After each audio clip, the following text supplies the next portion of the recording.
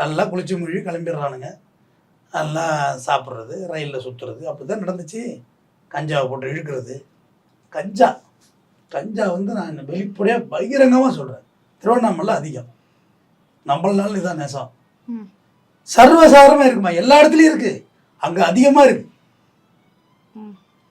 கேட்டால் இவங்களாவே ஒரு தியரிக்கலை கண்டுபிடிச்சிடுறாங்கம்மா. சிவபானம்னு எந்த எந்த எந்த நூலில் சொல்லியிருக்கு, இல்லை எந்த கோயிலில் இருக்குது சிவன் கஞ்சா குடிச்சாரா? அது எப்படி கடவுளே கஞ்சா குடிக்காக்குறது எப்படி?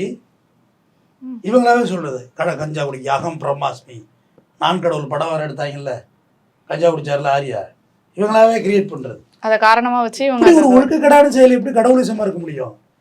பக்தி உனக்கு வேணாம், அது விருப்பம், but discipline is important. Tiruvannamalai கஞ்சா அதிகம், அதில் மாற்றுக்கிறதே கிடையாது. அது மட்டும் இல்லை, எல்லா சிவதலங்களையும் கஞ்சா அதிகமாக தான் இருக்குது. கேட்டால் அது சிவனுடைய பானம்னு சொல்கிறாங்க. அது எப்படி தம்பி லாஜிக்கு? டூரிஸ்ட் பிளேஸில் எப்படி இருக்க முடியும்? அது டூரிஸ்ட் பிளேஸ் கிடையாது, முழுக்க முழுக்க டிவோட்டிகள் நிறைந்த இடம்.